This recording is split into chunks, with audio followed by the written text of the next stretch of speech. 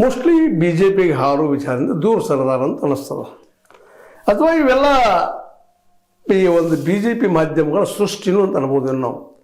ಯಾಕಂದರೆ cutter ಕಾಂಗ್ರೆಸ್ಗರಾದಂತಹ D K she ಅವರು ಸುಲಭವಾಗಿ ತಮ್ಮ ಪಕ್ಷವನ್ನು ಬಿಟ್ಟು ಹೋಗಲಾರರು. ಯಾಕಂದರೆ ಈಗಾಗಲೇ ತಮ್ಮ ಗುರುಗಳಾಗಿದ್ದ ನಮ್ಮ ಎಸ್ ಎಂ ಕೃಷ್ಣ ಅವ್ರ ಗತಿ ಏನಾಯಿತು ಲಾಸ್ಟಕ್ಕೆ ಅನ್ನುವಂಥ ಮಾತನ್ನು ಇವೆಲ್ಲ ದಿಶೆಯಲ್ಲಿ ಅವರು ಅಲ್ಲಿ ಉಳಿದ್ರೆ ಮುಂದೆ ಅವರು ಈಗ 2028 ನೋಡೋಣ ಅಂತ ಹೇಳಿದ್ದಾರೆ.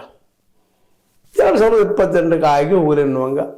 ಮತ್ತು ಇಲ್ಲಿವರೆಗೆ ಅವ್ರು ನಿರಂತರವಾಗಿ ಸಿ ಎಂ ಕುರ್ಚಿ ಸಲುವಾಗಿ ಏನಪ್ಪ ಅಂದರೆ ದಿನನಿತ್ಯ ಸದ್ದು ಮಾಡ್ತಾಯಿದ್ರು. ಯಾಕೆ ಈ ಮನಸ್ಥಿತಿ ಮೊದಲೇ ಯಾಕೆ ಬರಬಾರ್ದಾಗಿತ್ತು ಅಂತ ಒಂದು ಸಣ್ಣ ಪ್ರಶ್ನೆ ಹೇಳ್ತದೆ. ಯಾಕಪ್ಪ ಅಂತಂದ್ರೆ ನಿಧಾನಕ್ಕೆ ಸಿದ್ದರಾಮಯ್ಯರು ಮತ್ತು ಅವರ ಜೊತೆಗಾರರು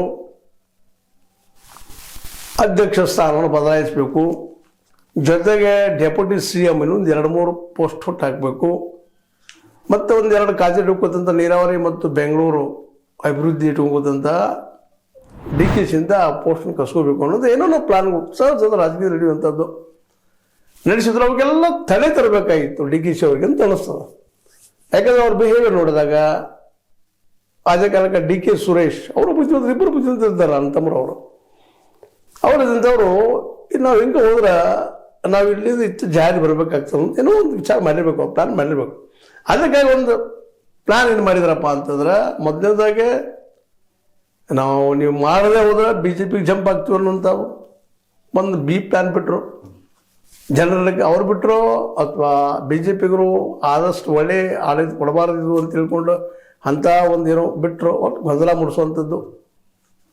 ಅದರ ನಂತರ ಏನಪ್ಪ ಅಂತಂದ್ರೆ ಪಾರ್ಟಿಯಲ್ಲೇ ನಿರಂತರ ನಮ್ಮನ್ನು ಮಾಡ್ರಿ ಬೆನ್ನು ಹಚ್ಚಿದ್ರು ರಾಹುಲ್ ಗಾಂಧಿ ಅವ್ರಿಗೆ. ಮೇಲೆ ಹೋಗೋದು, ಹೈಕಮಾಂಡ್ಗೆ ಹೋಗೋದು, ಪ್ರೆಷರ್ ಮಾಡೋದು, ನಮ್ಮ ಮಾತು ಕೊಟ್ಟಂಗೆ ಮಾಡ್ರಿ ಹಾಗೆ ಹೇಗೆ ಅಂತೇಳಿ. ಆದರೆ ಗಟ್ಟಿಗೆ ಸಿದ್ದರಾಮಯ್ಯನವರು ಅಲ್ಲಾಡೋದಿಲ್ಲ ಅನ್ನೋದು ಈಗ ಕ್ಲಿಯರ್ ಆಗಿಬಿಟ್ಟದ. 2028 ಇವರು ಯಾರಿಗೂ ದಡ್ದಾಡೋದು. ಅದಕ್ಕೆ ಇವತ್ತು ಅವರು ವೇದ ದೇವರು ಸಿದ್ದರಾಮಯ್ಯನವರು ಅಂತ ಹೇಳ್ತಾ ನಾವು ಸಹೋದರು ಸಿದ್ದರಾಮಯ್ಯವರು ಸದನದಲ್ಲಿ ಒಪ್ಪಿಕೊಂಡ್ರು, ನಾವು ಸಹೋದರರಪ್ಪ, ಒಬ್ಬರ ಕಷ್ಟದಲ್ಲಿ ಒಬ್ಬರ ಕಾಲದಲ್ಲಿ ಒಬ್ಬರೊಬ್ಬರು ಆಗ್ತೀವಿ ಅನ್ನೋಂಥ ಮಾತನ್ನು ಡಿ ಕೆ ಶಿ ಅವ್ರು ಹೇಳಿದಾಗ ಅವ್ರು ಸದನದಲ್ಲೇ ಇದ್ದರು. ಅವರು